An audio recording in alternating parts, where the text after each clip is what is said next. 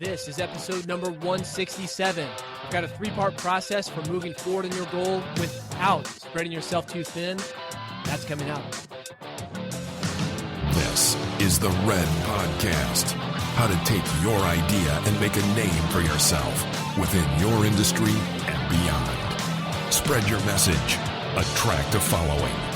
Rise above the noise. Here's your host, David Hooper. I am in Dallas today, getting ready to kick off an event called Podcast Movement. If you're interested in podcasting, you're in the Dallas area, or you can get to the Dallas area, it may be something for you to check out. Podcastmovement.com is the website. I will have a full review on the next episode if you want to make sure that you don't miss that and any other episode that I do. Go to redpodcast.com. There's a button at the very top that will let you subscribe with one click via iTunes. This is the Red Podcast, the podcast for influencers. If you're a blogger, podcaster, speaker, marketer, you've got a message and you want to spread it, this is the podcast for you. I'm going to show you how to take that idea, make a name for yourself, and make money. The subject of this episode, being spread too thin. Are you? That's what I'm going to talk about. I've got a three-part process for moving forward on your goal without being spread too thin. First, I'm going to tell you a story. I was at an event, and it's been a couple of years now. It was what I'll call a startup event, and I define startup as a high-growth company operating on borrowed money with the object of being sold for even more money. And the speaker that was speaking at this particular time when I walked in, he said, "I'm a startup junkie. I've started 7 businesses in the last 3 years."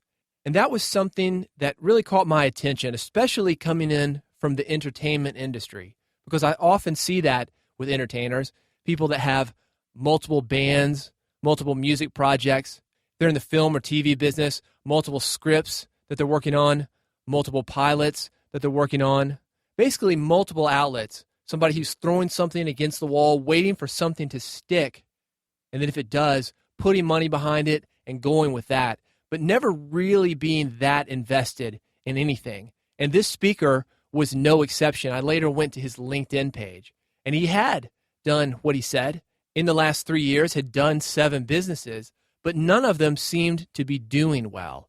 This guy was basically jumping on anything that he thought could get funding, and as long as it got funding, was sticking with it.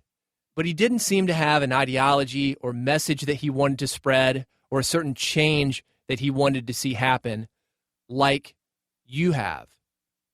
This guy was basically in it because he could get money, free money, play around with other people's money. This guy was basically in this because he was able to play with other people's money. Like I said, throw it to the wall, see what sticks, and then if it did, hopefully flip that and make some money. But what ended up happening was this guy got into a cycle. He'd start something up, wouldn't get any more funding, move on to the next thing. And it was just that cycle. It wasn't really building a business. It wasn't really helping people. It wasn't spreading a message.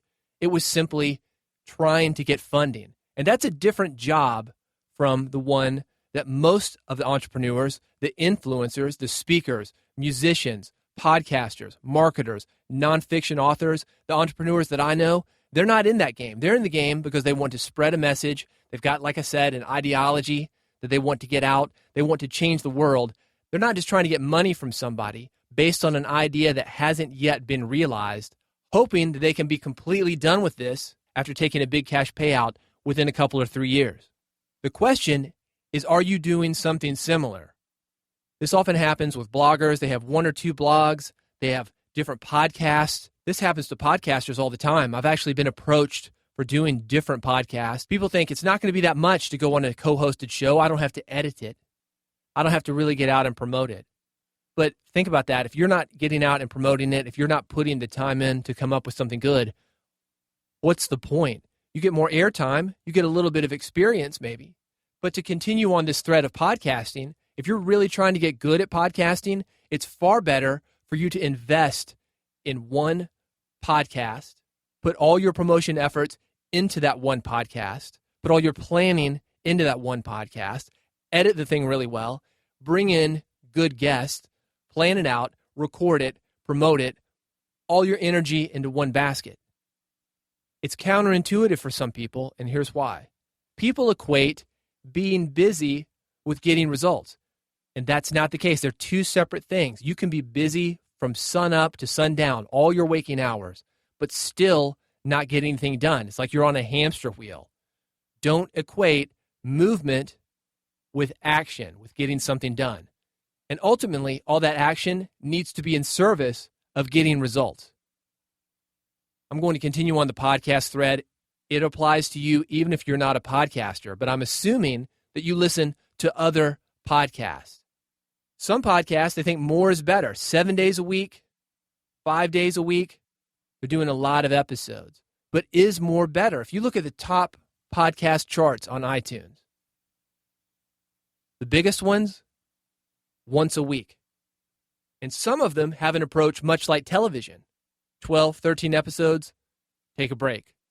12, 13 episodes, take a break. It's a pulse. They're on, then they're off. It's not that constant bombardment of new episodes. Or as I'm calling this, spreading yourself too thin. Not all content is equal. Not all businesses are equal. It's easy to think just because you're busy that you're actually accomplishing something. Not the case. But here's why I think that this is such an issue for a lot of entrepreneurs. It's because it's fun to start things. Let's take it away from business for a minute. New relationships, they're fun, they're stimulating. You don't know all the problems they're going to come with them. It's all good. You only see the best in new relationships. That's why you see so many people that never settle down. Well, that's the same type of people that are doing these businesses. It's fun to start a new business. You only see the potential. Hey, yeah, that sounds like a great idea. It's fun to set up a website, get a logo, find a great domain name, register a domain name. You feel like you're working, but you're not. Much more difficult to stick with something. That's why being in the entertainment business and seeing guys that have been around for 10, 20, 30 years that have stuck this thing out and continued to grow in that kind of environment, I've got a lot of respect for those people. And you, as an influencer, somebody who's sticking with one thing rather than flipping what you're doing every few months, and you'll see it. I'm seeing it down here at Podcast Movement. The people that I saw a few months ago at New Media Expo, they're doing something completely different. I'm going up to people and saying, hey, man, how's that podcast you're doing about cars? Yeah, well, I'm not doing it anymore. I've got a new podcast. It's about camping. Camping is really where it's at right now. They're following the trends. That is how you spread yourself too thin. And you see the results. Lots of half-done projects, half-done manuscripts. Here's the thing about a manuscript. You could have it 99% done. It's worthless because you're not able to release it. If it's not edited, not laid out, not ready for prime time, it's not going to do anything. So you get lots of half-done products. You get lots of half-done projects. You've got that feeling, as I mentioned, that you're accomplishing something. A better option for you is to think of what you're doing like a vending machine. Let's say you've got 12 vending machines, but they're not maybe perfect. You're going to have to get them up to speed. You're going to have to stock them. You're going to have to find where they need to go to make the most money. It's far better for you to focus on one vending machine, finding out where it needs to go, getting it up to speed so when you plug it in, it actually works, finding what products are hot, and putting that vending machine out there where it can make you money. Than it is for you to think about locations of all 12 machines, products of all 12 machines, fixing all 12 machines. Get that one machine up and running. Let it start making you money. Then start working on machine 2. Get that up, then 3. Get that up, then 4, 5, 6.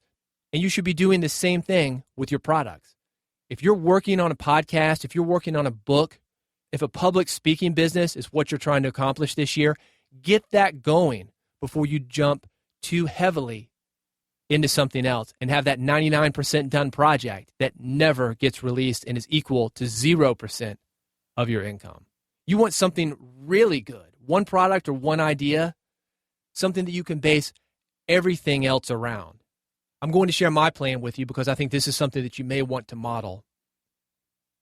No more than 3 projects at a time. Any more than that, I find that it's very difficult to stick with. And like I said, I've got offers. A lot of people approaching me to do podcasts. I've had people approaching me to do radio. I found it far better to focus on 3 projects, but have them all connected. I've got this podcast already. I don't need to start another podcast. I've got public speaking that I'm doing, because reaching out to people in a live setting, that's how you really connect with people. And I've got a book that I'm working on. So I've got 3 things: the podcast, you're listening to it, Red Podcast; public speaking, which is similar to the podcast, except I'm doing it in front of a live audience; and a book. Let's dive into it just a little bit. The podcast, that is getting me up to speed on my speaking skills and organization. I'm putting this thing out 2 to 3 times a week. I've got to be able to convey the message. And not only does that include me speaking it to you, it also includes me saying things in an organized way, a beginning, middle, and end, so you know what I'm talking about. The podcast is a place for me to work out new ideas. It's also a place where I can talk about what's happening now, current events. If you listen to the last episode, redpodcast.com/166, if you want to get that. I talked about what's happening right now on the internet as far as public shaming. I'm talking about what's going on now in politics, and specifically what you can learn from politicians and how they're marketing themselves, and bring that into your business. Now, I can't do that in a book. The book, for one thing, has a long life, or at least you hope that it does. It also takes a long time to prepare it. So as far as all this fits together, the podcast for me not only gets me up to speed on speaking skills and organization, it's also a place for me to work out ideas, because the half-life is a lot shorter than something longer, such as a book. And it's also a place for me to talk about what's happening now, keep up with current events. So this isn't just evergreen content. It allows me to do both, evergreen content and also what's happening now, so I don't miss great opportunities to talk about things that will help you to grow your business, but wouldn't be a good match for something like a book. Now, public speaking, here's a great thing about that. That's instant feedback on ideas that are a little more polished than the podcast, but still being worked on. One of the issues that you face when you do a podcast is I've got it out there, it's on tape, but I don't have that instant feedback when I'm recording. When I'm in an audience, when I'm doing a live speech, we're doing a Q&A, I get instant feedback. Some of it good, some of it not so good, which helps me to clarify the message, and that later goes on to the book. I still get to work on general speaking and communication skills, but it's different than podcasting, because I've got to get it right the first time. I've got to be a little bit more polished. I've got to be on my toes. I can't be doing edits like I do on this podcast. And if you've listened to the very end, you've heard some of the edits. There are plenty of outtakes. The reason I sound pretty polished during the podcast is because all of this has been edited. But also, speaking allows me to reach people on a more personal level. I think podcasting is great. It's great because I can speak into a microphone and go straight into your earbuds. So it's sort of one-on-one, but it won't reach you in the same way that speaking does. Podcasting is audio only. You hear my voice. But when you see me speaking, you can see me, touch me, smell everything around you. It's a different experience, and one that's a lot more intimate when you're there in the room with me. So it's going to reach you on a much more personal level than simply listening to a podcast. And not just because it reaches all your senses, but because it's interactive. You can talk to me before, you can talk to me after. Sometimes you can talk to me during. It's a two-way communication rather than one way. The third thing, the book, that's where the deepest, most polished ideas go. It's still the same ideas that I've worked out in the podcast, that I've worked out during public speaking. But this is an archive of them. This is something that's going to last a lot longer than a speech, which lasts maybe 30 minutes, 45 minutes, or a podcast, which is maybe 20 to 30 minutes. It's what most Red Podcast episodes are, but fades down the list as I come up with more and more episodes. The book is a little bit more permanent. It's something to refer back to. It's more timeless. But you can see how everything connects. This isn't me just going from cars to camping to planes to whatever the next trend in internet marketing is. This isn't just me trying to have a fitness company and being on the floor and franchise this fitness company, and then in the next business trying to have a manufacturing company where we're trying to manufacture something, we're trying to distribute it, we're trying to sell through. This is all the same message. This is me helping you to take your idea, polish it up, get famous, become well known for that idea, and make money with it. Everything connects. So it's 3 big projects, the podcast, the speaking, and the book, but everything connects. And this is something that I would suggest that you do.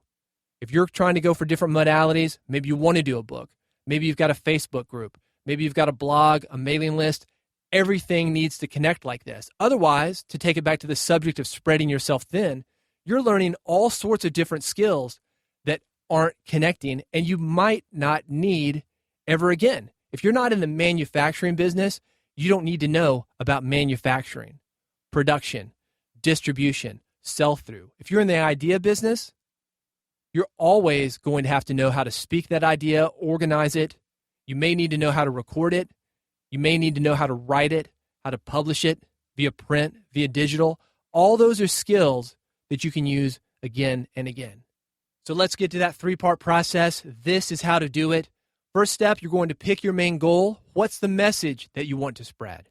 Part 2 of that, how do you want to spread that message? You don't see me doing YouTube videos. You don't have to do everything. You don't have to be everywhere. That's silly for you to be everywhere. Think about what I said. You're focusing on one thing, not spreading yourself too thin. Red Podcast, I'm good at audio, good behind the mic, not so good in front of a camera. That's why no videos for Red Podcast. Here's another thing about Red Podcast. I know with audio that you're going to consume it in a certain way. And there's a better chance of you being able to consume audio than video because you can do it in your car. You can do it at the gym. You can do it when you're doing something else, such as cleaning, mowing, whatever it is that you do.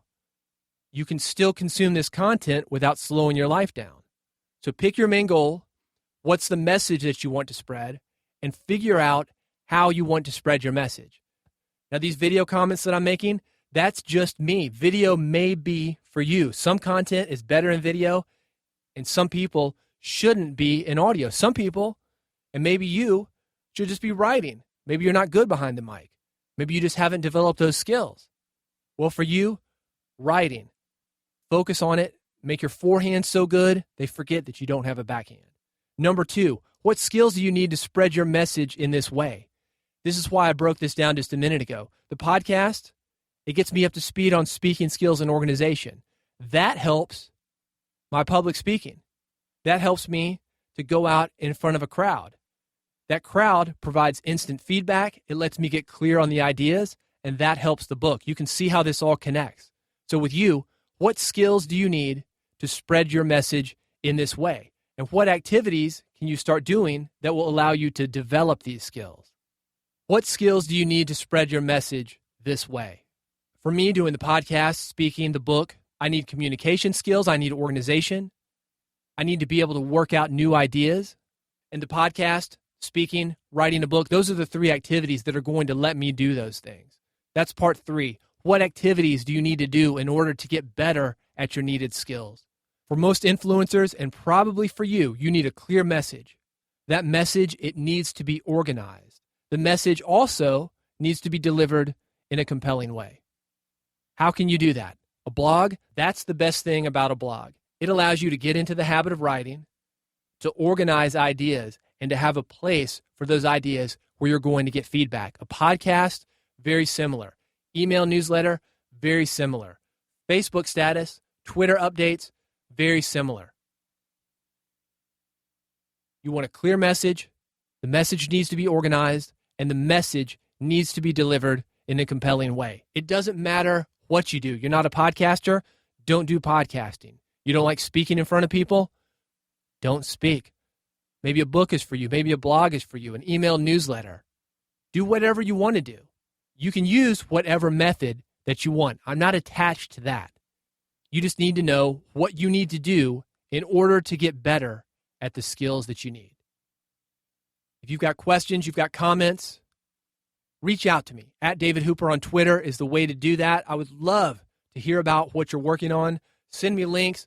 Let me know about your podcast, your blog, the book idea that you're working on. Would love to hear from you. If you're in Dallas, you're at Podcast Movement, look me up. I'm hanging around. You can reach out to me via Twitter and let me know that you're here. And speaking of Podcast Movement, coming up on the next episode of Red, I'll be reviewing Podcast Movement. Is it the right event for you? If you're thinking about podcasting, you're definitely going to want to hear this episode where I review Podcast Movement. To make sure you don't miss it, visit redpodcast.com. Top button, that will subscribe you instantly and make sure you never miss an episode. Thanks so much for listening to Red Podcast. Thanks for your support. Thanks for telling your friends. I'll see you on the next episode where I'll talk about Podcast Movement. See you then. You've been listening to Red Podcast, Real Entrepreneur Development. Subscribe today using iTunes, Stitcher, or via RSS at redpodcast.com.